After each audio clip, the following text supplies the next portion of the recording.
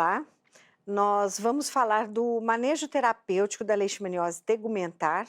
Eu sou Márcia Webb, professora da Universidade Federal de Mato Grosso. Vamos pensar no ideal. A gente deveria poder escolher o tratamento a partir de alguns princípios, e algumas vezes a gente pode fazer isso. Então, o ideal é eu indicar o tratamento segundo algumas condições, por exemplo, a condição basal do paciente. Qual é a idade desse paciente? Ou tem outras doenças associadas que podem ter impacto naquele tratamento que eu vou fazer? Pela forma clínica também é um dos princípios importantes, porque a leishmaniose cutânea e a mucosa têm algumas diferenças, às vezes em tempo, às vezes até na escolha do medicamento. Se eu pudesse, né, a maioria das vezes eu não tenho, se eu pudesse ter a espécie no momento que eu vou indicar tratamento, também teria a sua importância, porque, por exemplo, se eu sei que eu estou tratando de uma leishmania brasiliense com potencial maior de desenvolvimento de mucosa, eu poderia ter algumas atitudes em relação ao tratamento, mas não é ainda o que nós temos na prática, ter a espécie. E se eu conheço, lógico, a resposta imune do paciente. Eu conheço quando tem alguma condição, uma condição de comorbidade conhecida como a infecção pelo HIV, AIDS, e aí eu posso, realmente isso vai interferir no meu tratamento. Então, em termos ideais, eu devo ter esses princípios, conhecer esses dados para iniciar o tratamento que eu vou fazer. Eu devo avaliar quando eu for tratar isso, antes da gente pensar, né, nos medicamentos, eu devo, quando que eu vou tratar? Uma das condições é quando eu confirmei meu diagnóstico. O ideal é que seja confirmado por parasitológico, por alguma técnica. Às vezes eu vou tratar porque eu tenho dados de clínica e epidemiologia que me levaram ao diagnóstico e eu não tenho essas outras condições. Isso pode acontecer. Mas pense assim, tratar quando que eu trato de leishmaniose tegumentar? É no momento que eu faço a notificação. Antes disso, não. Então, quando se notifica, ali tem uma decisão de um diagnóstico, quer dizer que eu já assumi que aquele paciente tem leishmaniose tegumentar e por isso eu vou tratá-lo. Então, primeiro, quando? E depois, quem que eu vou tratar? Ele é uma pessoa, esse paciente tem menos de 50 anos, não tem comorbidade, eu devo fazer exames pré-tratamento e durante, com certeza eu faço, mas é um paciente a ser tratado numa unidade básica de saúde, nas unidades em geral. Esse paciente tem de 50 a 65 anos, 60, 65 anos. Eu primeiro vou avaliar, levar em conta que eu devo avaliar o medicamento que eu vou usar, que isso é importante, porque eu posso mudar a minha proposta. Vou sempre fazer exames pré-tratamento e durante, e vou fazer um acompanhamento clínico mais próximo, mais dia a dia mesmo. E nesse acompanhamento vai ter o laboratório que eu vou ter que utilizar durante o tratamento. Agora, esse paciente tem mais de 65 anos. O medicamento, em geral, praticamente eu posso dizer que é medicamento de uso hospitalar, não necessariamente internado, mas de uso hospitalar. Então, esse paciente, ele merece fazer os exames pré-tratamento, durante o tratamento, sempre ele vai ter que fazer, e ele deve ser tratado numa unidade de referência. Então, aqui vai um recado importante. Quando necessário, encaminhar o paciente para tratar. Mas eu não consigo, esse paciente não pode ir agora por alguma razão, mas ele é um paciente de risco para o tratamento, então não se deve tratar naquele momento, ele deve ser encaminhado para uma referência. O que a gente tem disponível para tratamento da leishmaniose tegumentar? Se a gente pensar, há 20 anos a gente tinha o antimoniato de N-metilglucamina ou glucantime, nome comercial, tínhamos a pentamidina, tínhamos a anfotericina B. O que mudou em 20 anos? Continuamos tendo glucantime, a pentamidina, a anfotericina B, só que agora nós temos também uma formulação diferente da anfotericina, podemos ter a formulação lipídica ou lipossomal. O glucantime hoje, para a forma mucosa, a gente usa associada à pentoxifilina, alguns estudos permitiram que ele entrasse nesses esquemas terapêuticos. Usamos o glucantime também intralesional e mais recentemente tivemos assim a miltefosina sendo incorporada ao tratamento. Ainda não está no manual, mas a gente tem notas de incorporação da miltefosina. Então, se a gente olhar como um todo, a gente continua tendo variações, às vezes, do mesmo, né? Então, o glucantime que a gente associa com pentoxi, filina, um glucantime que a gente faz intralesional, a gente tem muito pouca aquisição, que é uma característica das doenças negligenciadas, em que não há um componente assim não há um empenho da indústria farmacêutica para novos compostos. Então, o que nós temos não muda muito. Como eu havia dito, o manual de vigilância, que ele foi revisado em 2017, é o que nós temos de mais recente. Ali nós temos todos os esquemas e o nosso tratamento, manejo terapêutico, é baseado nos protocolos deste manual, mais agora as notas referentes à miltefosina.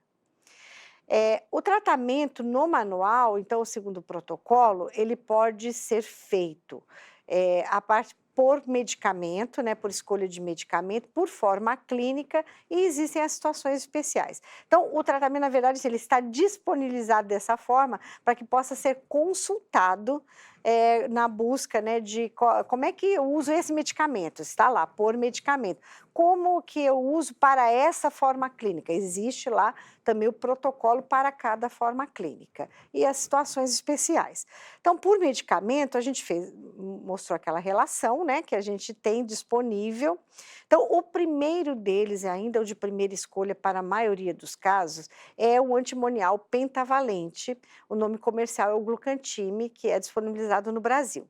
O antimônio pentavalente, ele tem um mecanismo de ação, mesmo sendo usado já há 70 anos ou mais, né, ele tem um mecanismo de ação parcialmente conhecido. Então, nós não sabemos tudo dele. E não sabemos, inclusive, se a forma ativa dele é o antimônio pentavalente ou se é o que metaboliza dele em antimônio trivalente. Então, existem 3 possíveis mecanismos que talvez até eles se somem, né, para a ação do antimônio pentavalente. Primeiro, esse modelo prodroga, que é isso, a transformação no trivalente é que faz ele ser ativo. Um modelo de atividade anti-leishmania intrínseca, que parece ter também parcialmente, e modelo de ativação da imunidade do hospedeiro. Então, nós sabemos também que o antimoniato, ele promove uma modulação de resposta imunológica, talvez facilitando que haja uma resposta satisfatória à infecção pela leishmania, favorecendo essa cura clínica que a gente vai alcançar. Então, existem modelos possíveis de mecanismos, né? Ele pode ser usado de forma sistêmica, tanto intramuscular, que a gente não recomenda, como intravenoso ou endovenoso, e pode ser usado por aplicação intralesional, hoje já dentro do protocolo. Em todos os pacientes, todos, a gente precisa de avaliação clínica antes e durante o tratamento, tá? Com aquelas colocações que eu fiz, que alguns isso é mais importante ainda. O que é recomendado na avaliação, além da avaliação clínica, do exame clínico, é que faça um eletrocardiograma, hemograma e alguns exames bioquímicos que devem ser feitos antes e durante o uso do medicamento, pela possível toxicidade dele. A gente recomenda que durante o uso do medicamento haja uma abstinência alcoólica, porque ele é um medicamento de depósito no fígado, isso pode vir a interferir, pode ter uma toxicidade maior quando não há essa abstinência. Lembrar que crianças e adultos têm esquemas sistêmicos iguais, porque a dose é calculada por peso, então é a mesma coisa, só que na criança eu vou calcular pelo peso dela, mas são esquemas também da mesma forma. O quanto que não é usado de forma nenhuma, não se usa em gestantes, indivíduos acima de 50 anos eu tenho restrições de uso, está naquela primeira colocação que a gente fez, restrições é que eu vou ter que conhecer a condição clínica, né, com o exame de laboratório, eletrocardiograma, e quando já estão presentes, que pode surgir nessa restrição aqui, doenças crônicas, tanto renal quanto hepática, quanto cardíaca. Doenças que tenham realmente significado, que causem um grau de morbidade importante nesse paciente. A toxicidade dele, digamos que a mais temida é a cardíaca, então ela é dose dependente, depende da duração, então depende da dose, depende da duração do tratamento, e essa toxicidade ela é similar àquela que era relatada antes da década de 50 pelos trivalentes, pelo antimoniato, mas o trivalente.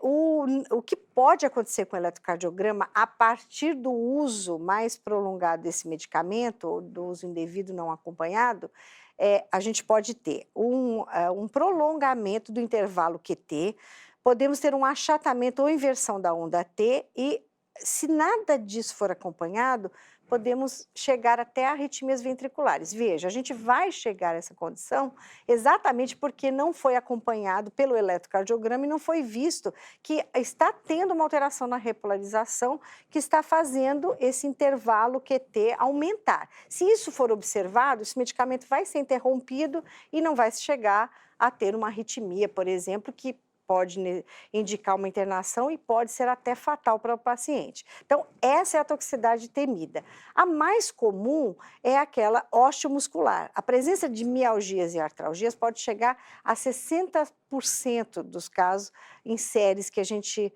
estuda ou faz. E tem outras, né? Aí tem toxicidade renal, tem uma perda da capacidade de concentração urinária, que se também não observada vai aumentando os índices, né, de creatinina e pode chegar até a ter uma insuficiência. Aí tem toxicidade pancreática, hepática, que não é comum ter hepatite associada absolutamente, mas pode ter elevação dos níveis enzimáticos que podem ser acompanhados e outros que podem surgir, por exemplo, no começo do tratamento, ter febre, cefaleia associada, depois costuma haver uma adaptação. Lembrar que esse esquema é feito com 20 ou 30 dias, né, com o uso do antimoniato. E outras reações de hipersensibilidade que todo medicamento pode levar a isso. Então, essa é a toxicidade principal, cardíaca, sempre para acompanhar, e as outras a gente vai ter um manejo mesmo delas, né? Bom, um outro medicamento dentro desta relação que a gente mostrou aqui é a anfotericina B. Ela é um antibiótico que se mostrou assim como o medicamento mais ativo que a gente tem anti-leishmania, uma capacidade de interferir no metabolismo da leishmania e causar a morte desse protozoário. Então, ela tem uma atividade que foi considerada 400 vezes mais potente que o próprio antimonial. Quando você vai em vivo, no tratamento, tal, ela não é esse princípio ativo perfeito, que vai tratar todos os casos, mas de fato é bastante potente. A questão é que a anfotericina B, ou na forma de desoxicolato, que é aquela forma clássica dela, né, a apresentação clássica, ela tem muitas contraindicações e é um medicamento de difícil manuseio. Entra naquela categoria que eu falei de medicamento que é de uso hospitalar, que não é para ser usado em unidade básica. Então, ela vai ser contraindicada quando há insuficiência renal, Quando há hipersensibilidade, claro, nunca se usar, por exemplo, no paciente de risco, como quem tem rim único ou transplantado, porque a toxicidade renal é alta desse medicamento e a gente não usa em pacientes acima de 50 anos pela mesma toxicidade. Essa toxicidade renal, ela tem que ser, como é que a gente vai acompanhando? Vai porque a gente faz os exames e vai precisar interromper algumas vezes. De maneira que é um medicamento, hoje, aqui está representada uma tabela que está como diluir, como fazer, como aplicar, e isso está no manual, então pode ser consultado lá. Mas isso faz que essas dificuldades, né, de manuseio, de manejo do paciente, faz com que hoje a gente use muito a anfotericina B lipossomal. Essa anfotericina, ela não está disponibilizada para os serviços, mas ela pode ser solicitada para as secretarias a partir do preenchimento de um formulário. E quando isso é feito para determinadas condições, por exemplo, aquela que foi falada, acima de 50 anos eu não uso desoxicolato, eu vou usar a lipossomal, por exemplo, e tem outras indicações. Os estudos, o que a gente conseguiu com a lipossomal? O princípio ativo é o mesmo, é um medicamento muito potente para anti-leishmania, mas como a toxicidade foi reduzida pelos lipossomas, então a gente consegue usar concentrações maiores. Então eu posso usar mais do que os 50 miligramas que eu uso do desoxicolato, eu posso usar em quantidades como, por exemplo, 200 miligramas, 250, 300 miligramas, não existe esse limite para que eu use em cada aplicação. E isso vai abreviar o tempo de tratamento, vai fazer com que eu trate mais rapidamente e isso tem um valor importante. Então, é um medicamento importante para nós, para tratamento das leishmanioses em geral, mas existem as condições para ser solicitado, e para isso a gente tem orientação de quais são, no preenchimento desse formulário, as condições que levam à indicação. Por exemplo, idade superior a 50 anos, por exemplo, toxicidade elevada, comorbidades que não permitem o uso dos outros medicamentos, né, indicados na leishmaniose, a coinfecção com HIV é uma das condições, a refratariedade a todos os esquemas terapêuticos pode ser uma indicação da lipossomal. Então, são condições que indicam e que a gente tem como consultar ali, né, no próprio manual que a gente tem, existem outros até disponibilizados pelo Ministério da Saúde, né, que a gente tem condições de encontrar. A nefrotoxicidade continua existindo com esse medicamento, mas ela vai ser, quer dizer, menos intensa, menos presente, permite que a gente conclua melhor os tratamentos. Medicamento de uso hospitalar, então é para ser usado ou em referências ou em locais onde haja a equipe tem experiência com o uso do medicamento, e aí, mas é hospitalar também, porque pode ser uma unidade de pronto atendimento, por exemplo, que faz o uso dele, né? Então, não tenho condições de fazer isso, não vai usar, vai encaminhar para referência.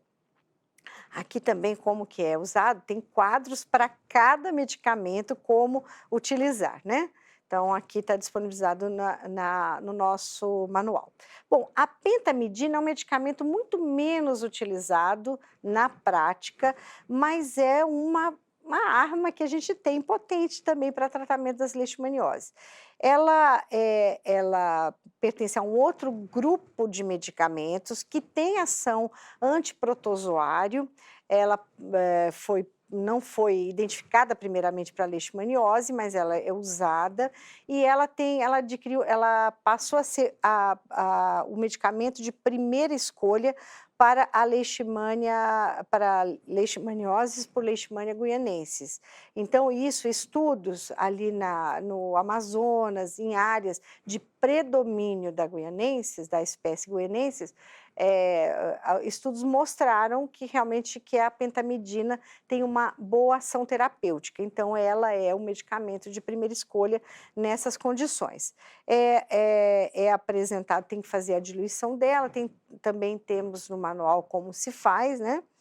As reações mais frequentes, isso a gente deve focar, ela é um medicamento prático para ser usado, porque vai ser usado um dia, aí nós damos 48 horas, usamos a segunda dose, aí uma terceira dose, muitas vezes com 3 a 5 doses a gente consegue tratar o paciente. Então, ele é prático em termos de tempo, de uso. As reações mais frequentes são, se usado intramuscular, que a gente também não recomenda, ter a dor local, a produção de um abscesso frio. Então isso, quando o paciente recebe o tratamento o medicamento e vai utilizar em outro local. No serviço de saúde, em geral, a gente usa com aplicação intravenosa. Existem várias reações possíveis, mas aquela que a gente está que a gente tem que observar, acompanhar muito de perto, são as alterações no metabolismo da glicose. Então, de forma que o diabetes mellitus, ele pode se manifestar a partir de uma administração total de 2 gramas ou mais, quer dizer, à medida que vai acumulando, isso pode vir a acontecer. Mas esse efeito diabetogênico, que é dose dependente, ele também está muito associado à não observação de eventos adversos que vão ocorrendo ao longo do tratamento. Então, por exemplo, ele tem o medicamento pode ter uma ação aguda, né, imediata, sobre essas células do pâncreas. E ele pode, no momento da administração, induzir uma hipoglicemia. E isso está associado a um desenvolvimento tardio de diabetes. Então, mesmo durante o uso, eu tenho que ter essa observação cuidadosa para não ter a hipoglicemia. E isso quer dizer que eu estou usando ou de forma indevida, numa velocidade de infusão muito alta, ou uma sensibilidade muito grande desse paciente, que eu vou ter que abandonar esse tratamento, porque se eu insistir, eu posso induzir um diabetes, né? Então, isso faz, quer dizer, as reações adversas graves, elas estão associadas a esse não acompanhamento adequado. Então, se você usar, quer dizer, em serviços que tem uma prática do uso, isso muito bem acompanhado. Então, a monitorização frequente dos valores laboratoriais é muito relevante, a gente tem que lembrar disso, entendeu? Acompanhar com essa bioquímica. O paciente deverá estar alimentado antes de receber o medicamento por questão dessa ação direta nessas células do pâncreas, podendo induzir a hipoglicemia. E após a infusão, como pode acontecer uma infusão, o paciente deve permanecer em repouso pelo menos uns 15 minutos no serviço para então ser dispensado. Mas é um medicamento que atinge uma boa eficácia, como eu disse, mais ainda na guianense, mas também para outras espécies, como a brasiliensis. A infusão é no mínimo em 2 horas. Aqui tem a recomendação toda do manual, no quadro, como é que deve usar. Bom, então nós falamos, assim, quer dizer, a disponibilidade que tem no manual, um protocolo que diz como tratar leishmaniose tegumentar considerando medicamentos. Considerando forma clínica, como é que eu indico esse tratamento? Como é que eu faço a indicação para aquela lesão que eu tenho? O que eu tenho disponível? Bom, a gente considera que nós temos leishmaniose cutânea localizada, nós temos a recidiva, recidiva acuta é quando o paciente reativa uma lesão, temos a forma disseminada, né? Temos aquela anérgica, que é a difusa, temos a mucosa, cutânea mucosa. Essas são as formas de doença que eu vou discriminar para falar como que eu trato essa determinada forma. Bom, aqui são as principais, né? Localizada, disseminada e difusa.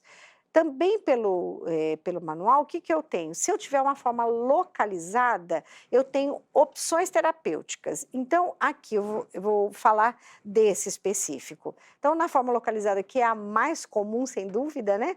Eu vou ter como primeira escolha o antimoniato de N-metilglucamina, ou antimoniato de meglumina, que vai ser usado para quem?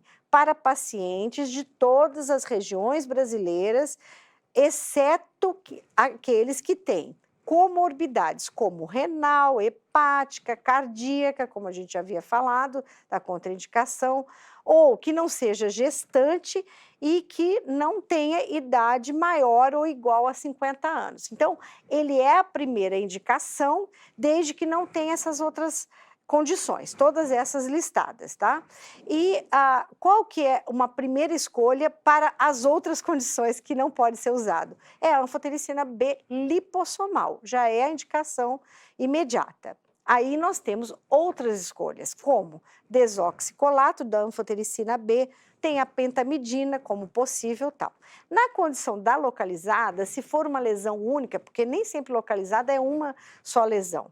Hoje, para o protocolo do Ministério da Saúde, localizada de uma lesão, pode ter como primeira escolha o antimoniato de meglumina intralesional. Então, em vez de usar o sistêmico, usar a intralesional, fazendo um total como está aqui. Qual que é? Lesão única, com até 3 centímetros, sim, que seja pequena. A primeira escolha, tudo que já foi falado, mas tem também como a outra opção, que é o antimoniato de meglumina intralesional. Tá? E aí vai ter a segunda escolha, que são as mesmas que eu havia falado já, né? Bom, então isso é a localizada, está lá bem discriminado quais são as indicações que eu tenho. Quando eu tenho a disseminada, é a mesma coisa. Eu tenho um quadro que vai me indicar qual o tratamento ideal. Então, eu vou ter o antimoniato de meglumina, que pode ser usado como primeira escolha para aquelas condições em que ele pode ser usado, e também a anfotericina B, que é a lipossomal, que é a outra indicação. O que vai mudar em relação à localizada vai ser a dose utilizada, a dose total ou a dose por quilo de peso. O antimoniato de meglumina eu uso calculando a dose por quilo de peso. E no caso da anfotericina lipossomal, eu vou também ter um cálculo que é a dose utilizada naquele dia e também uma dose total, que vai ser maior. Disseminada, uma dose total maior do que na localizada. Também um quadro explicativo com as mesmas condições. A leishmaniose mucosa, essa mudou o panorama de tratamento, porque agora, se eu tiver condições de usar o antimoniato de meglumina como primeira escolha, ele vai ser usado, mas associado à pentoxifilina. Então, a gente não usa mais o antimoniato de meglumina, a meglumina a gente não usa mais isolada, ela como um medicamento único para a leishmaniose mucosa. A gente usa a pentoxifilina associada. Isso veio a partir de alguns estudos. Não são muitos, mas alguns estudos, principalmente desenvolvidos na Bahia, em que se observou que o uso da pentoxifilina fez com que houvesse uma condição melhor, uma resposta mais rápida, uma redução de recidivas, e isso fez falar assim, bom, então esse é um medicamento que ele diminui a inflamação e eu vou conseguir usar melhor. Essa é a primeira escolha, mas naquelas condições já faladas. Depois, a gente tem uma outra escolha, que é sem a pentoxifilina, que é quando tem 12 anos ou menos. Aí nós temos a anfotericina B lipossomal, muito frequentemente usada na mucosa, até porque a gente tem muitos pacientes acima dos 50 anos. E continuamos com as mesmas segunda escolha. O que muda é que quando eu uso o antimoniato de meglumina, eu tenho uma dose maior. A anfotericina também vai ser uma dose maior. Bom, quais foram as evidências para esse papel do uso da pentoxifilina? Primeiro, é a evidência do papel da resposta imune na leishmaniose mucosa. Ela é uma doença, primeiro que ela não ocorre a partir da infecção, ali relacionada brevemente à infecção. Normalmente se dá muito tempo depois. É uma doença em que há um predomínio do infiltrado inflamatório, tem muito poucos parasitas dentro da lesão e tem uma presença expressiva de interferon gama, por exemplo, e fator de necrose tumoral. alfa, que são, quer dizer, então a gente tem assim, a composição de citocinas pró-inflamatórias, nos leva à identificação de uma doença dependente muito mais da inflamação do que da presença do parasita naquele momento, né? Então, a pentoxifilina, que é um inibidor do TNF-alfa, ela então, que está muito presente nessa inflamação da leishmaniose mucosa. Então, alguns estudos mostraram esse potencial adjuvante no tratamento das leishmanioses. Então, ela passa a ser aquele que vai acelerar mais esse processo. Então, eu devo usar. Tá, a racional para o uso da pentoxifilina é melhora na resposta. Então, assim, em termos de eficácia, eu estou melhorando. Uma redução desta inflamação, então, reduz o tempo para que ocorra essa cura clínica e reduz a indicação do segundo ciclo do antimoniato. Então, essa é o que fez, que induziu a decisão de uso da pentoxifilina junto ao antimoniato de meglumina. Deve ser usado. Bom, aqui tem uma observação que eu trago em relação à mucosa que é muito importante.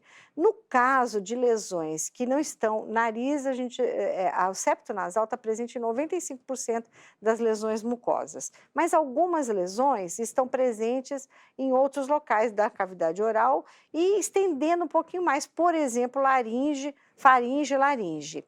Nesses casos, quando do tratamento, pode haver uma piora momentânea da condição inflamatória e pode ocorrer edema e insuficiência respiratória aguda naquelas primeiras doses de tratamento.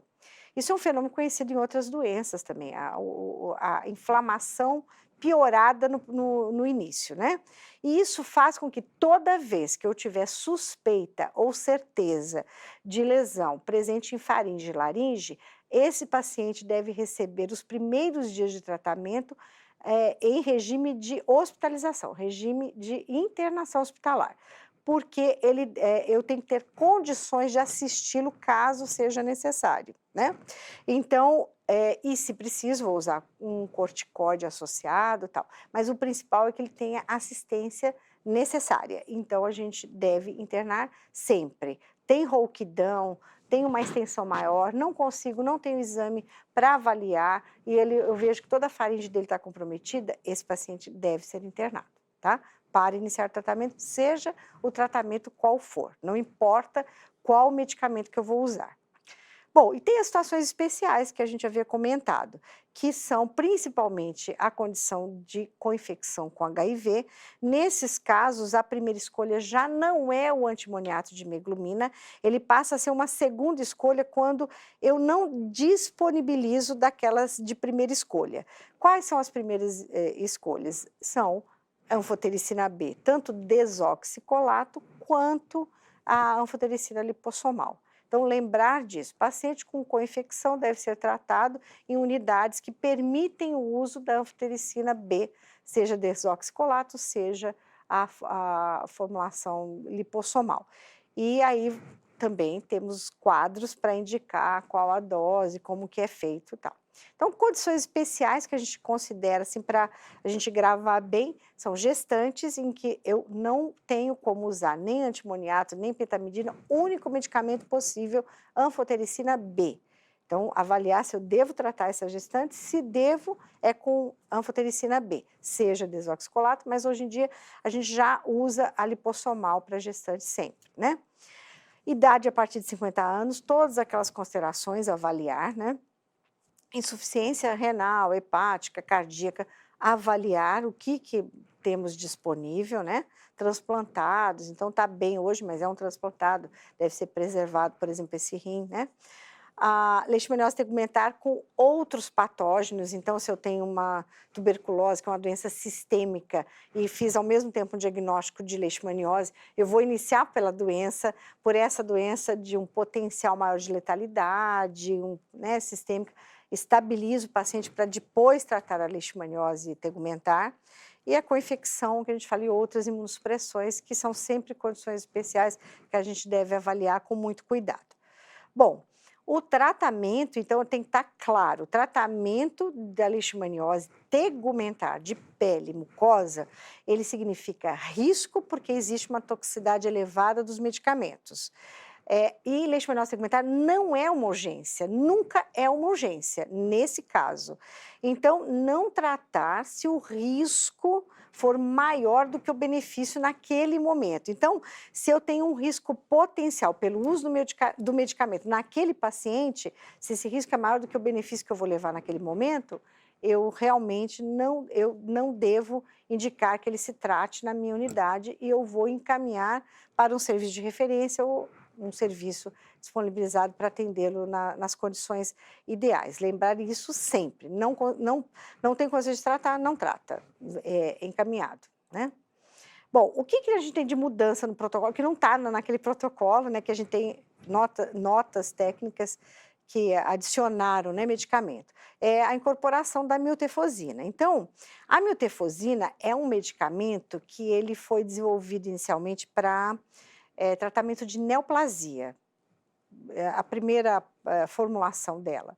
Então, ele é um antineoplásico e isso já nos leva à conclusão que o potencial teratogênico desse medicamento, desse princípio ativo, é muito alto. Então, ele tem uma enorme vantagem, porque é o primeiro medicamento de uso oral que nós temos para tratamento da leishmaniose tegumentar. Isso é muito importante, então a gente deve disponibilizar, porque tem uma questão de operacionalidade assim importante, é um conforto para o paciente, mas não é um medicamento que a gente possa disponibilizar sem cuidados. Então, aqui, por exemplo, aqui uma observação sobre a miltefosina. É um medicamento com toxicidade embriofetal, não é nem potencial, ele tem toxicidade. Então, tem risco potencial durante o uso do medicamento e por 5 meses após o seu uso, 4 a 5 meses. Então, aqui traduzido, né, do que está aqui desse alerta, mulheres e homens em idade reprodutiva têm que estar alertados para o seguinte: mulheres devem estar alertas para o uso de contraceptivos durante o tratamento e por 5 meses após. Então, a gente mantém 6 meses a paciente em uso de contraceptivos. E o paciente deve estar ciente dessa toxicidade que é reprodutiva em animais, é conhecida, né? E o potencial mesmo, até também para os homens, um potencial de piora de fertilidade, também aparentemente momentâneo. Bom, alguns estudos relacionados, porque em relação à mulher não tem dúvida, jamais, né, utilizar se não tiverem em uso de contraceptivos. Mas em relação a outras situações, então alguns estudos foram desenvolvidos, por exemplo, em homens na Colômbia, e com também outras análises retrospectivas, tal, de pacientes na Índia, né? Sugeriu que houvesse uma ausência desse efeito temido na fertilidade, né, masculina. Então, tem alguns estudos que apoiam isso, mas também outros estudos também mostraram que uma grande proporção de homens tratados com miltefosina teve uma redução da ejaculação, mas que foi reversível. Mas isso tem um valor, quer dizer, o paciente deve saber dessa condição, né? Então, isso, embora nada seja conhecido sobre a contagem e qualidade dos espermatozoides nesses pacientes, este achado aponta para os efeitos da miltefosina no aparelho reprodutor masculino. Como a maior parte dos pacientes que têm leishmaniose tegumentar são pacientes jovens, numa faixa muito produtiva e tal, esse é um efeito que deve ser conhecido por eles quando da indicação do medicamento. Bom, então a gente tem aqui, olha, eu quero até alertar que a gente tem, por exemplo, algum slide com letras não adequadas para essa reprodução, mas é só para citar estudo. E como nós vamos, esse material todo vai ter um link no ETSUS, então tem possibilidade, quem tiver interesse, de consultar, né? Então aqui, por exemplo, numa revisão sistemática dos estudos que foram feitos com miltefosina para tratamento da leishmaniose tegumentar, eh, isso já há alguns anos. Então, 2 estudos brasileiros foram encontrados e um estudo na Bahia e o outro no Amazonas, e as taxas de cura foram realmente muito boas. Então, esse é um medicamento que já vem sendo usado em outros países da América Latina, com resposta terapêutica muito boa, e alguns poucos estudos brasileiros. Mas a gente tem taxas tão boas de cura como, por exemplo, 75% de resposta comparada ao antimoniato de meglumina, nessa situação na Bahia, que era de 53%. Então, com uma taxa superior de resposta terapêutica. E no Amazonas, também seguindo na mesma linha. Já para leishmaniose mucosa, a gente tem praticamente nenhum estudo controlado que nos apoie para a recomendação. Então, por isso, a nota técnica, ela indica o uso para a leishmaniose cutânea. Por enquanto, no Brasil, se não for protocolo de estudo, é para leishmaniose cutânea. Um outro estudo também aqui, com espécimes na Bahia e em Goiás, também da sensibilidade da leishmania brasiliense, que é a principal, como é que foi isso em relação à miltefosina.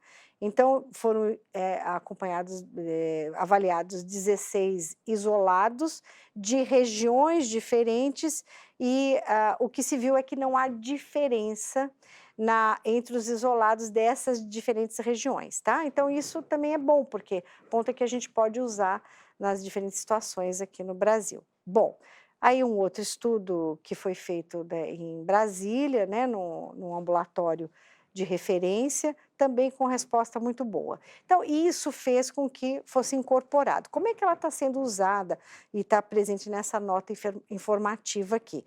O esquema vai variar a partir do peso corporal, pode ser usado 2 comprimidos por dia ou 3, né, para adultos acima de 45 quilos.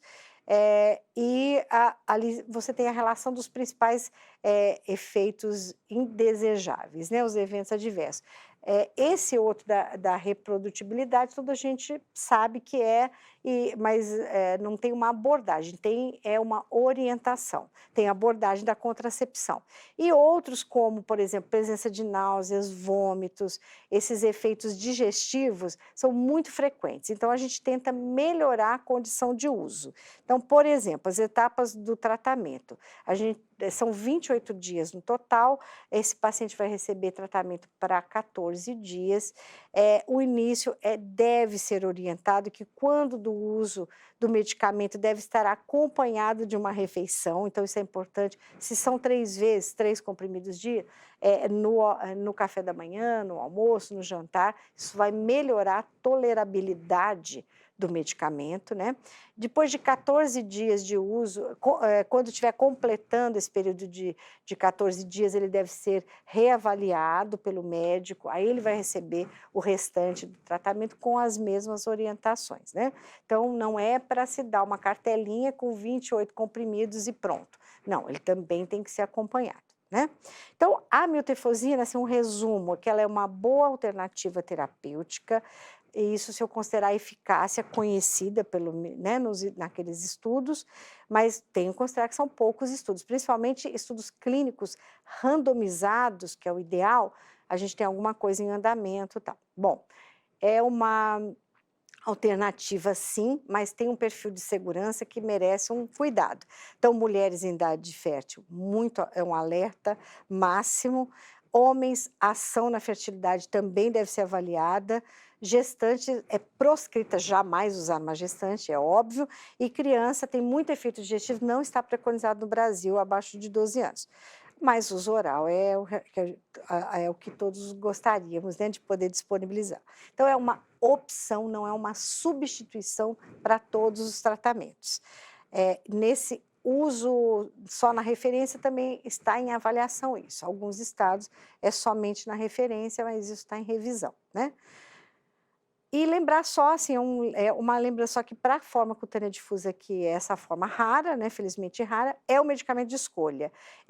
O único que o paciente responde, aqui a gente tem algumas imagens, né, mostrando isso, o antes e o depois do uso, mas infelizmente também é um efeito terapêutico transitório. Então, a leishmaniose cutânea difusa continua sem um tratamento realmente efetivo, mas é hoje o de escolha para ela. Contraindicações já falamos. Quanto à intralesional, alguns detalhes, a gente tem alguns poucos estudos randomizados, né, ensaios clínicos clássicos para indicar intralesional aqui no Brasil. Mas em 2017 saiu uma revisão, a primeira revisão sistemática da eficácia do antimonial pentavalente. Viu todos os estudos que eram publicados, então o total da população estudada era de 5.679, somando todos os estudos ao longo de décadas, né? E a eficácia global, considerando tudo que estava relatado ali, é uma eficácia global de 75%. Então, que é uma eficácia muito boa, considerando o antimoniato de meglumina, ou seja, muito próxima da via sistêmica, né? Então, essa similaridade com a taxa de cura encontrada com a terapia sistêmica no Novo Mundo fez com que no manual fosse adotado também como um esquema. A evidência atual que nós temos é baseada principalmente em estudos que não dá para comparar um com o outro. Mas elas apoiam o uso. Por que não dá para comparar? Porque o número de doses diferente, a quantidade do antimoniato utilizada, e várias coisas que não dá para comparar, mas pelo menos assim com resposta satisfatória. Essa revisão, então, ela indicou o óbvio, que precisaria ser, a gente tem uma necessidade de implementar um padrão mesmo de técnica intralesional para poder aí sim saber o que a gente está estudando, né? E tem novos estudos andando. E recentemente um estudo até que é um multicêntrico, que o nosso serviço lá participou, né? Nós estamos dentro desse multicêntrico, mostrou em 135 pacientes avaliados, comparando o antimoniato de meglumina, o intralesional, com o sistêmico, houve bastante similaridade entre os dois na resposta, tanto na resposta mais inicial, que a gente, de 90 dias, né, quanto na que a gente chama de cura, que é de 180 dias, né, de 6 meses. Foi bastante similar. Isso tem nos apoiado para usar mais o intralesional. O manual dispõe de todas as orientações, então, como é que usa o intralesional? Hoje, o nosso protocolo é de 1 a 3 aplicações, não são infinitas aplicações, tá? Com o uso de uma lesão para lesão única, então o uso de 5 ml, que é o que contém a ampola do antimoniato de meglumina, é suficiente para aplicação. Ele pode ser utilizado quando não é goianense, a brasilense a gente usa, para aquilo que a gente já referiu. Só uma observação que a forma de administração está lá, né, no manual, ela é subcutânea, então isso quer dizer que a angulação é de 45 graus e próximo da borda, um pouco fora da borda, e existe uma orientação toda lá no anexo do manual. Lembrar que se houver falha, a gente ainda pode utilizar o tratamento sistêmico com antimoniato de meglumina, tá? Então, essa é uma condição possível. Aqui a técnica, como eu disse, está disponibilizada lá, né? Como é que eu utilizaria, certo? A anestesia seria optativa, eu recomendo que seja utilizada, tá? Porque seria se o paciente referir dor, mas ele vai referir dor, porque você está fazendo a infusão, criando um espaço ali, né? Que não existe, então vai ter dor, é melhor usar.